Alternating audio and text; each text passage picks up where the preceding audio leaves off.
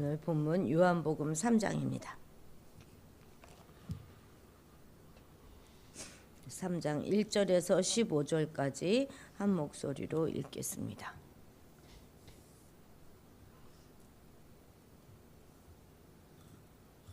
(3장 1절에서 15절입니다) 그런데 바리새인 중에 니고데모라 하는 사람이 있으니 유대인의 지도자라.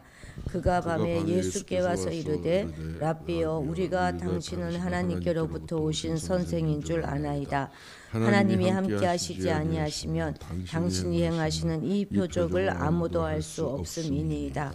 예수께서 대답하여 이르시되 진실로 진실로 내게 이르노니 사람이 거듭나지 아니하면 하나님의 나라를 볼 수 없느니라. 니고데모가 이르되 사람이 늙으면 어떻게 날 수 있사옵나이까? 두 번째 모태에 들어갔다가 날 수 있사옵나이까?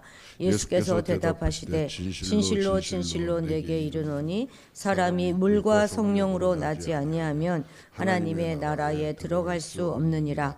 육으로 난 것은 육이요 영으로 난 것은 영이니 내가 네게 거듭나야 하겠다 하는 말을 놀랍게 여기지 말라.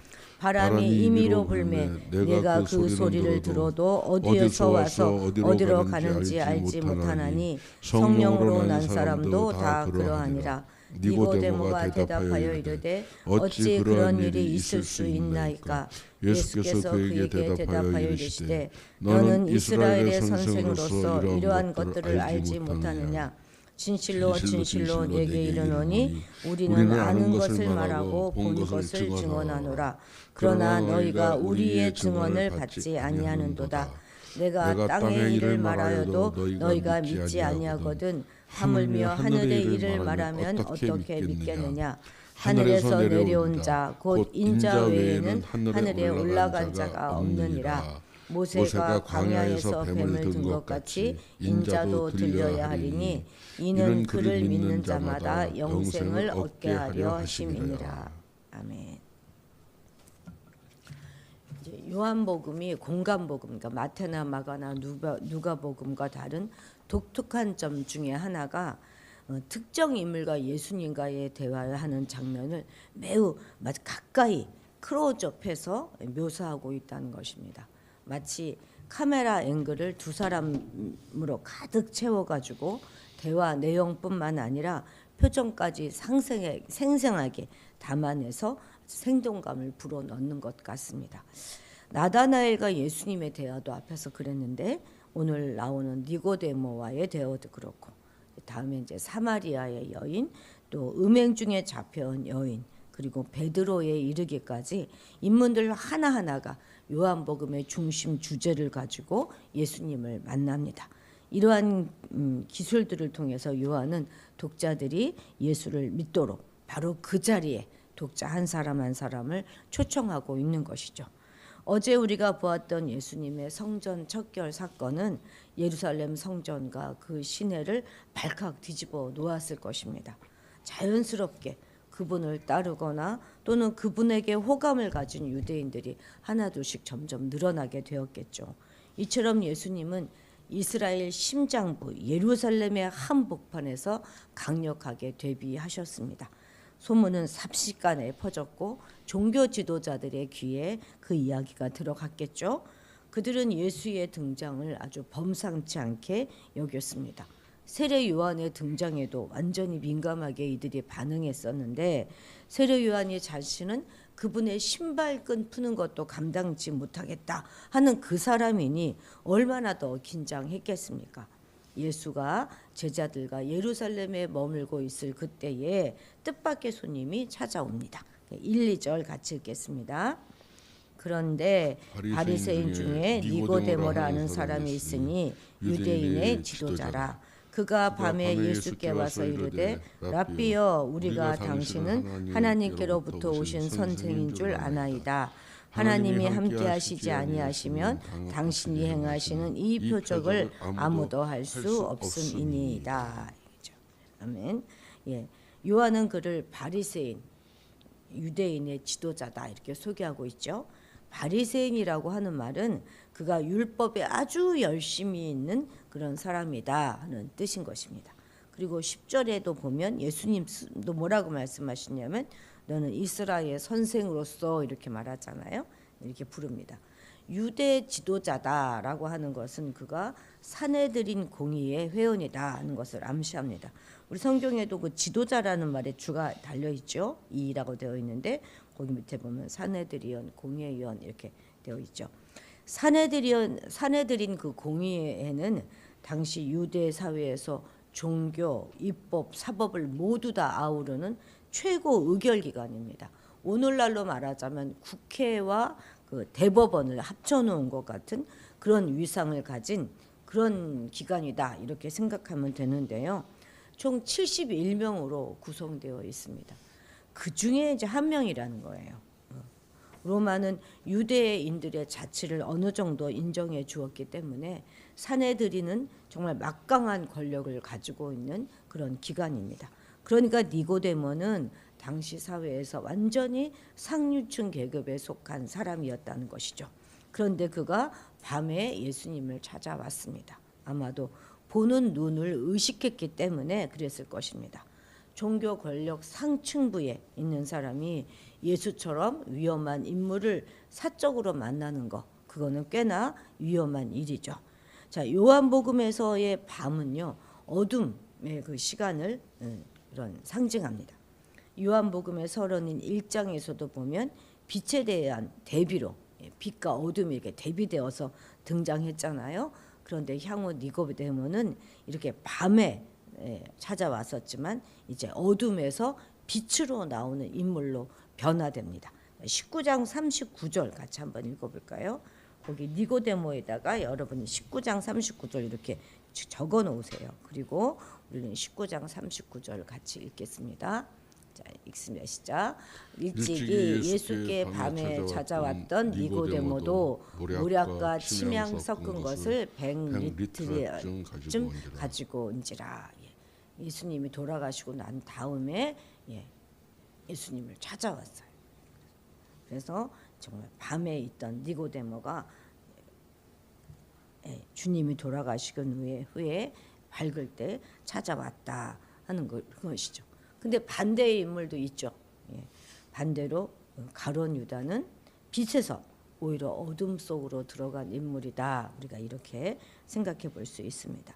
이렇게 예수님을 찾아온 니고데모는 예수님께서 행하시는 모든 일이 하나님이 함께 하시면 불가능한 것이기 때문에 예수님은 하나님께로부터 오신 분이다 이렇게 고백하고 있습니다. 그런데 문제는 그는 하나님께로부터 온 선지자, 선생, 랍비 이 정도 이상으로는 인식하지 못하고 있었다는 것이죠. 그럼에도 불구하고 니고데모가 밤에 이곳까지 찾아온 것은 혹 그가 오시겠다고 약속이 된 메시아는 아닐까 하는 궁금증이 그에게 있었기 때문일 것입니다. 당시의 유대인들 가운데 예수님의 역사를 본 사람은 수없이 많았을 거예요. 그러나 니고데모처럼 그 가운데서 예수님의 신적 본질을 발견한 사람은 거의 없었습니다. 그들은 눈이 있어도 보지 못했고 귀가 있어도 듣지 못하는 심각한 상태였던 것이죠. 이렇게 볼 때 우리가 진리의 말씀을 듣고 또 깨달아 알아가지고 주 예수를 믿게 된 것은 정말 큰 은혜 중에 은혜인 것입니다. 이것이 바로 성도의 복인 거예요. 올해 우리 교회의 표어가 이제 분별하는 것, 하나님의 뜻을 분별하자 하는 거 아닙니까? 우리 성도들은 영적인 것을 볼 수 있는 눈과 또 진리를 알아들을 수 있는 그런 진리의 말씀을 들을 수 있는 귀를 가져서 이 시대를 잘 분별할 수 있어야 하겠습니다. 이것이 바로 최고의 성도의 복인 것입니다. 우리는 이러한 복을 가지고 믿음 위에 굳게 섬으로 더욱 복된 삶을 창조해 나가는 그런 성도가 되어야 하겠습니다. 3절 같이 읽겠습니다. 예수께서 대답하여 이르시되 진실로 진실로 내게 이르노니 사람이 거듭나지 아니하면 하나님의 나라를 볼 수 없느니라. 자, 거듭이라는 말은 다시라는 말이니까 다시 태어나야 이제 된다 이렇게 말씀하셔서 그러면 어떻게 합니까? 그렇죠? 예수님의 지금 이 대답은 마치 니고데모의 깊은 내면을 꿰뚫어 보고 하시는 질문 같죠. 그러면서 거듭남이라고 하는 주제를 이제 꺼내십니다. 거듭나야 그 나라를 볼 수 있다 이렇게 말해요. 이 말은 니고데모에게 아주 충격적이었을 것입니다. 왜냐하면 이 말은 넌 아직 구원받지 못했어 라는 말씀이기 때문에 그렇죠. 그는 나름 성실하게 살아왔습니다. 율법도 잘 지켰어요. 하나님에 대해서도 누구보다 나는 잘 알고 있다 이렇게 생각하였을 것입니다.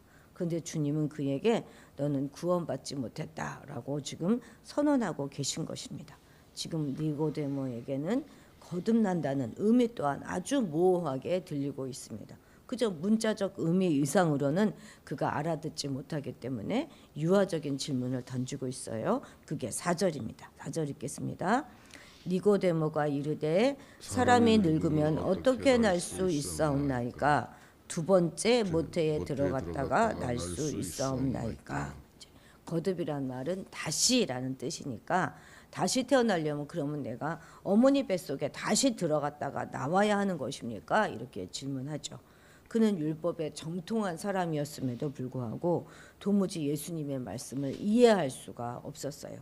대개의 랍비들과 마찬가지로 그 역시 박식하기로 말하자면 뭐 둘째가라면 서러울 정도였겠지만 신령한 일에 대해서는 초보적인 지식조차도 가지고 있지 않았던 것이죠. 오늘날은 그 현대 유전 공학이 막 발달해 가지고 과학자들은 동물을 막 복제했는데 성공했잖아요. 그 여세를 몰아가지고 인간 복제도 충분히 가능하다. 뭐 이런 주장을 제기하고 있지요. 생명의 신비를 벗길 수 있는 게놈 지도는 완성된 지 이미 오래전입니다. 그래서 하나님만의 고유 영역으로 그렇게 우리가 인식되던 부분들이 이제 인간들에 의해서 하나씩 밝혀지고 있습니다. 그러나 그들이 아무리 많은 것들을 밝혀낸다 하더라도 그들이 탐구하여 알아낼 수 있는 것은 고작해야 육신의 생명인 거예요. 그들은 영혼에 관하여는 아는 바가 없고 이 부분에 대해서는 접근조차도 하지 못하고 있는 실정이죠. 이것이 바로 인간의 한계인 것입니다. 고작 눈에 보이는 것이 전부예요. 영에 속한 일체의 일들에 대해서는 여전히 무지하고 이것은 분명 과학의 영역에 속한 것이 아닙니다. 그렇기 때문에 우리는 신령한 일에 관한 한 인간의 지식이나 지혜로 분별할 수 없음을 겸손하게 고백해야 하겠습니다. 그리고 신령한 일들은 잘 분별할 수 있도록 하나님이 성령을 부어주시기를 늘 간구해야 하겠습니다. 왜냐하면 신령한 일은 오직 신령한 것으로만 분별할 수 있기 때문입니다. 자, 5절 같이 읽겠습니다. 예수께서 대답하시되 진실로 진실로 내게 이르노니 사람이 물과 성령으로 나지 아니하면 하나님의 나라에 들어갈 수 없느니라. 아멘. 그래서 다시 진실로 진실로 이렇게 말이 두 번 반복되면서 하나님의 말씀이 주님의 말씀이 더 그 말씀의 권위가 더해지고 있죠. 거듭남이란 두 가지 차원으로 그 의미가 구체화되고 있는데 첫째는 거듭남이란 물과 성령으로 거듭나는 것. 그리고 둘째는 거듭남이란 하나님 나라에 들어가는 것이다. 이렇게 말씀하십니다. 그럼 물과 성령으로 난다 하는 말은 무슨 의미일까요? 우리도 어렵죠. 어떤 사람은 물은 물 세례고 또 성령은 성령 세례다. 이렇게 말하는 사람도 있고 또는 물은 자연 출생을 의미하는 것이고 성령은 영적 출생을 상징한다. 이렇게 생각하기도 합니다만 이 바로 옳은 해석은 아닙니다. 물과 성령은 모두 같은 거예요. 물과 성령은 모두 정결하게 하는 하나님의 영을 상징하는 거예요. 물도 그렇고 성령도 그렇고 다 그런 것입니다. 거듭나지 않으면 절대 하나님의 나라를 볼 수 없잖아요. 그런데 거듭남이라고 하는 것은 사람의 노력이나 의지가 아닌 하나님의 영으로만 가능하다는 거예요. 설령 어머니의 뱃속에 뭐 수만 번 더 들어갔다 나와도 또 아무리 저 성전 체계나 또 율법의 모든 작구 하나하나까지 다 충실해도 하나님 나라에 들어가는 자격 획득할 수 없고 자기 죄를 해결받을 수도 없습니다. 오직 물, 즉 성령을 통해서 영적인 새 사람이 되어야 하는 것입니다. 육에 속한 옛 것을 버리고 영적인 새 사람이 되어야지만 우리가 거듭날 수 있는 것입니다. 육에 속한 옛 것 버리고 새로운 피조물이 되어야 하는 것이죠. 자, 7절 8절 같이 읽겠습니다. 내가 내게 거듭나야 하겠다 하는 말을 놀랍게 여기지 말라. 바람이 임의로 불매 내가 그 소리는 들어도 어디서 와서 어디로 가는지 알지 못하나니 성령으로 난 사람도 다 그러하니라. 예수님은 니고데모의 이해를 좀 돕는 빛을 조금 더 제공해 주시는데요. 절대 강요하거나 서두르지 않으시고 침착하게 설득하듯이 니고데모와의 거리를 좁혀 가십니다. 이제 거듭남을 무엇에 비교합니까? 바람에 비유하십니다. 성령과 바람은 헬라어에서도 그렇고 히브리어에서도 그렇고 모두 동일한 단어의 중의적인 의미로 다 같은 단어로 사용해요. 성령도 바람도 일종의 언어 유희죠. 그러니까 바람의 임의성, 뭐 언제 불지 몰라요. 불가해성, 어디서 와서 어디로 가는지 모릅니다. 이런 것을 강조하면서 성령으로 거듭남 역시 인간의 이성이나 논리로는 다 이해할 수 없는 신비다, 이렇게 강조하십니다. 자, 13절 같이 읽겠습니다.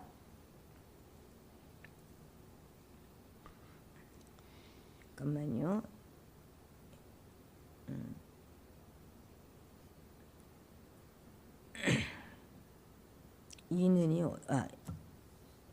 이는 혈통 1장 13절이네요. 1장 13절 우리가 성경 한번 보십시다. 1장 13절 같이 읽겠습니다.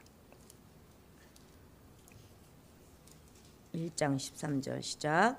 이는 혈통으로나 육종으로나 사람의 뜻으로 나지 아니하고 오직 하나님께로부터 난 자들이니라. 하나님 이성으로 다 이해할 수 없는 오직 하나님께로 난 자들이다. 1장 13절에서도 이야기하고 있습니다. 그러니까 성령으로 거듭난 자들은 곧 하나님께로 난 자들이에요. 하나님께로 난 자들. 하나님 안에 거하는 자들이고, 바람 같은 영이신 하나님의 자유로운 역사를 수용하는 자, 그가 바로 하나님 나라에 합당한 자이고 거듭난 자라는 것이죠. 자, 우리 14, 15절 3장으로 다시 와서 14, 15절 같이 읽겠습니다. 모세가 강야에서 뱀을 든 것 같이 인자도 들려야 하리니 이는 그를 믿는 자마다 영생을 얻게 하려 하심이니라. 아멘. 예수는 하늘에서 내려온 인자라는 거예요. 인자라는 말이 조금 어렵죠. 인자는 말 그대로는 사람의 아들이라는 뜻이잖아요. 그러니까 하늘에서 내려왔는데 사람의 아들이라는 거예요. 그러니까 하나님이시자 곧 사람이신 예수님의 정체성을 잘 나타낸 호칭이 바로 인자입니다. 하늘에서 내려오셔서 땅과 하늘을 연결하시고 마침내 하늘로 다시 올라가시는 예수님의 모든 사역을 함축하는 정체성이 바로 이 인자입니다. 인자. 그럼 인자께서 땅과 하늘을 어떻게 연결하시죠? 땅에서의 인자의 사역을 함축하는 상징이 바로 십자가인 것입니다. 십자가로 연결하는 거예요. 십자가가 바로 예수님의 사역의 완결판이죠. 그런데 이 십자가 사역의 그림자가 되는 사건이 바로 구약의 가운데서 모세가 광야에서 놋뱀을 만들어 장대에 난 그 일이라는 거예요. 광야에서 불뱀에 물린 자마다 장대에 달린 놋뱀을 바라본 자들은 모두 다 살았습니다. 이처럼 들린 인자를 믿는 자는 영생을 얻게 되는 것입니다. 예수께서는 자기 자신이 바로 이 놋뱀과 같이 들려야 한다 하는 것을 처음부터 알고 계셨어요. 그리고 그 사명에 아주 충실하게 사셨습니다. 물과 성령으로 거듭나야 한다 하는 말은 예수님을 믿어야 한다는 말과 똑같은 말입니다. 어렵게 생각하실 거 없어요. 인자, 메시아가 십자가에서 죽고 부활하심을 통해서만 영생을 얻는 진리를 믿어야만 영생을 얻을 수 있는 것입니다. 메시아가 로마를 정복하고 다윗의 나라를 회복하는 것이 이스라엘의 미래다, 이렇게 기대하고 있었던 니고데모에게 메시아의 죽음은 상상하지도 못할 일이었을 것입니다. 성령으로 거듭나지 않은 니고데모에게는 도무지 알아들을 수 없는 말이었죠. 그러나 그는 결국 말씀을 믿게 되잖아요. 예수님을. 여러분들은 어떻습니까? 이 진리가 믿어지십니까? 결국 하나님 나라에 들어가는 일은 나한테 달린 일이기 전에 인자 메시아에게 달린 일이다 하는 사실을 믿어야 할 것입니다. 성도의 신앙생활에 있어서 가장 근본되는 것, 그것은 바로 중생이고 거듭남의 체험입니다. 이 체험이 없이는 아무도 예수를 주라 고백할 수 없고 또한 어떤 선한 믿음의 행실 역시도 할 수 없습니다. 따라서 중생이라든지 거듭남 이런 것을 체험하지 않고는 누구도 하나님 나라에 들어갈 수가 없는 것입니다. 그런데 감사하게도 우리 모두는 성령의 중생케 하시는 신비로운 역사와 권세를 체험한 자들입니다. 그렇기 때문에 우리는 우리 죄인들로 하여금 거듭나게 하사 구원의 길로 인도하신 하나님, 특히 성령님의 은혜를 날마다 심하다 감사해야 하겠습니다. 또한 우리는 모두 성령을 소유한 자들로서 날마다 성령의 거룩한 열매를 풍성히 맺어가야 하겠습니다. 그래서 하나님께 영광을 돌리고 또한 우리의 거듭남과 구원을 더욱 온전히 이루어가는 우리가 되어야 하겠습니다. 기도하겠습니다.